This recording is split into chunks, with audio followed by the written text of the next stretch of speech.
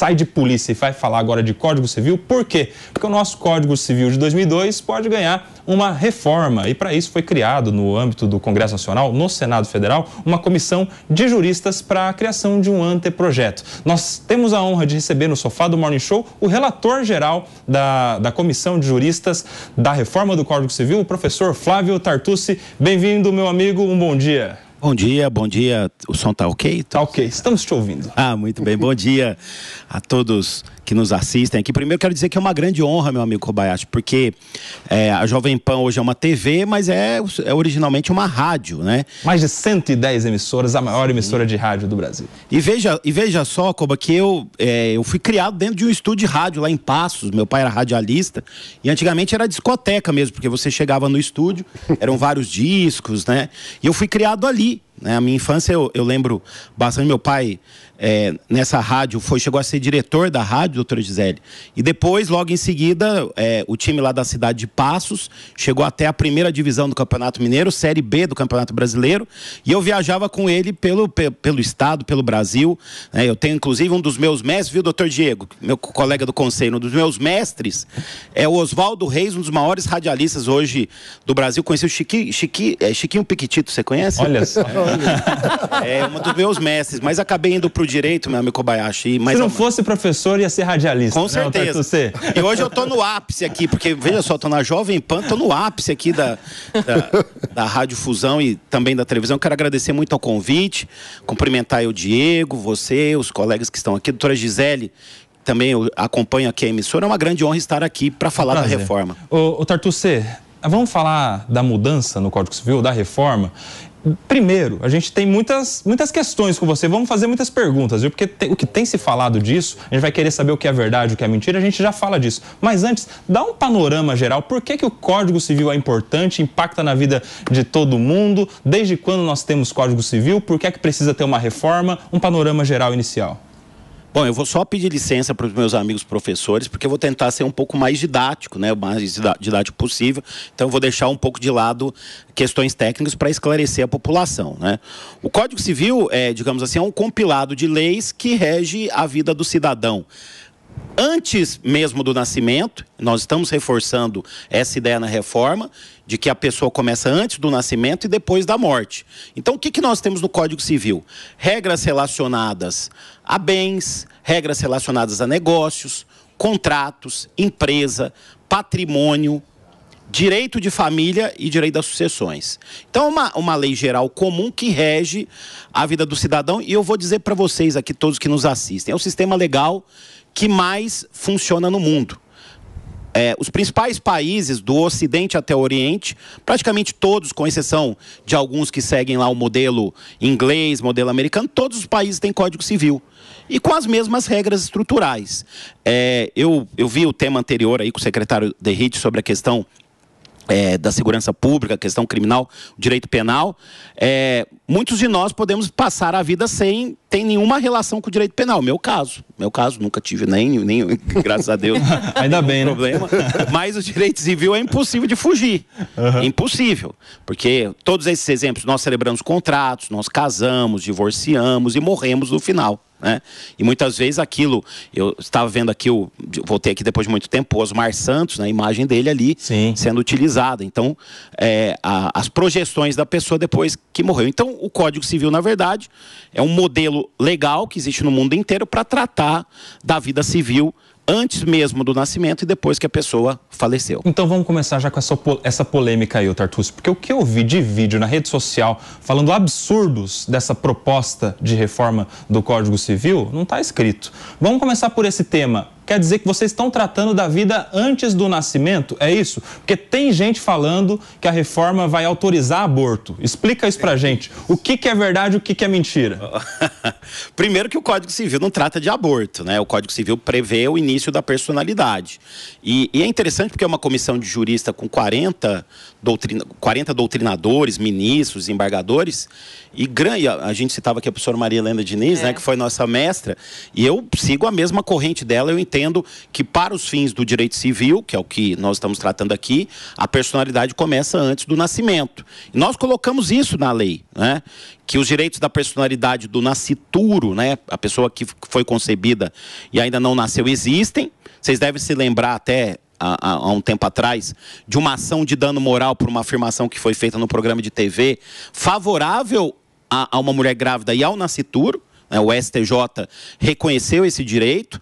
Nós colocamos uma regra que a vida uterina é existente desde a concepção e reconhecemos até alimentos para o nascituro.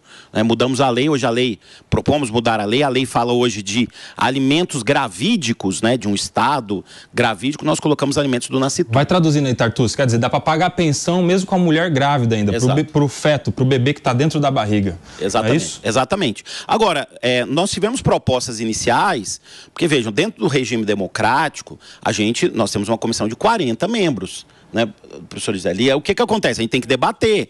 Então, havia uma proposta que foi mal interpretada, que na verdade tratava de gametas. Né? Tratava de que é isso? Venda de espermatozoide, venda de óvulo, proibição de venda de espermatozoide e óvulo. E aí interpretaram, é difícil hoje explicar às vezes, né? As coisas interpretaram equivocadamente. Mas o projeto não trata nada de aborto, pelo contrário, reconhece que o feto, o nascituro, tem personalidade. Muito bem, vamos abrir para algumas perguntas aqui, Claro. Tartucci, a começar pelo Mano Ferreira. Eu queria trazer outra fake news que eu vi por aí, que era: vão legalizar a pedofilia, como se houvesse... Zoofilia também. E zoofilia, como se houvesse algum tipo de mudança em relação à proteção da criança ainda sem a maioridade, sem a consciência para ter relações sexuais. O que é que tem a ver uma coisa com a outra?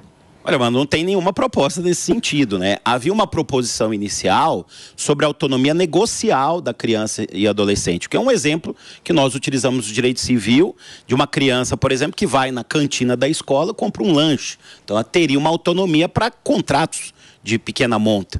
Mas, no final, essa proposta ela acabou sendo retirada. Ela foi debatida, né?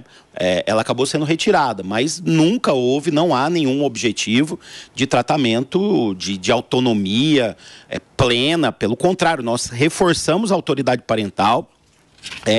No tema da guarda, por exemplo, a gente, como era muito divergente, a gente deixou para o Congresso. A gente deixou para a realização de audiências públicas, porque é um tema que ainda precisaria ser melhor debatido, né? Então, fomos responsáveis nessa questão. Mas isso é fake news total, não há nenhuma previsão a respeito disso. Até agradeço muito a sua pergunta para poder esclarecer. Lendo o texto, não há nada sobre o tema. Pergunta do Felipe Monteiro agora. Existe alguma coisa no Código Civil, outra, não sei se é fake news ou não, que o pai poderia perder a autoridade parental se o violentasse psicamente a criança? Tem algo nesse sentido?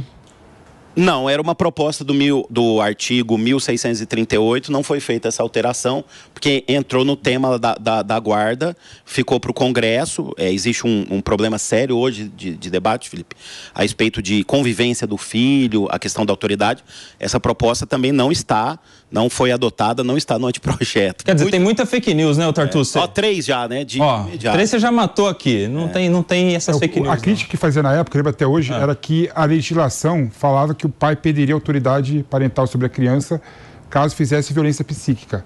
Mas o problema é o que é a violência psíquica. Isso, o código teria elaborado o que seria autoridade psíquica, deixando muito amplo, qualquer coisinha poderia ser considerado violência psíquica, tirando a guarda do pai.